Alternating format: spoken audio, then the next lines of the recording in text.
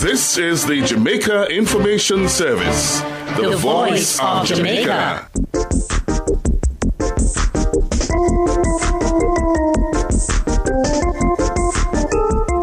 Calling Farmers, a 5-minute look at activities and developments in the agricultural sector. In our last program, we looked at how current and prospective coffee farmers can get registered. Today, we look at some of the benefits of registration. We also present an update on divestment talks for state-owned sugar factories. I'm Kevin Clark. Good morning. The Coffee Industry Board is the body charged with regulating Jamaica's coffee sector. A major part of the board's work is the planning of the future development of the sector. Director General of the CIB, Christopher Gentles, says one of the main aims of the organization is the creation of a database of Jamaica's coffee farmers. This will only be accomplished through farmer registration. For accountability, for planning, it's critical to have that database. For traceability, when you are selling a high-value crop, people want to know precisely where the coffee is coming from. If you have a disease problem or an epidemic, you need to know where each batch of coffee came from.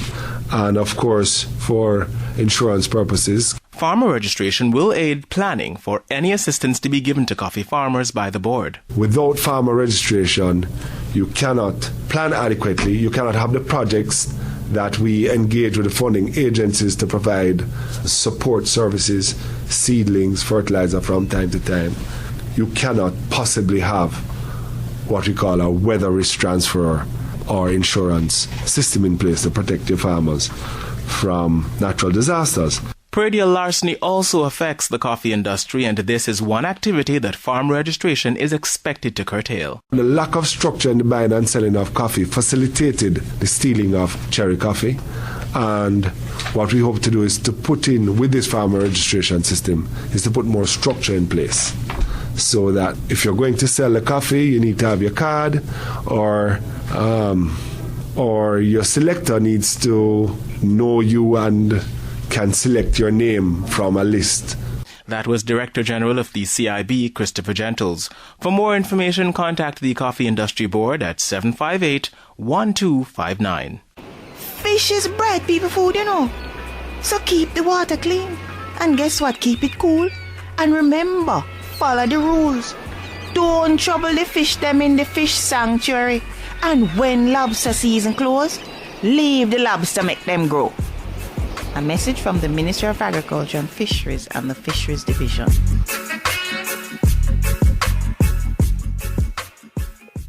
Minister of Agriculture and Fisheries, Dr. Christopher Tufton, says negotiations are proceeding for the divestment of the country's sugar estates and assets.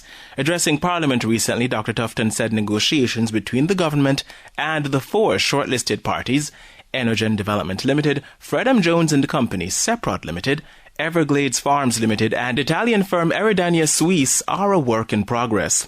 Minister Tufton says discussions which began on April 22 are partially completed, with the divestment of the St. Thomas estate and factory to Fred M. Jones Seprod and the estates, factory and distillery at Long Pond and Hampton to Everglades Farms Limited in July. Dr. Tufton says while no deadline has been agreed, it is expected that the government will have a response by the end of this year. And that brings us to the end of our program. If you have got questions or comments, send them to us here at the JIS at 58A Halfway Road, Kingston 10. Or send your emails to radio@jis.gov.jm. And you can keep up with us by becoming a fan on Facebook. On behalf of studio engineer Douglas Harper, I am Kevin Clark. Have a good day.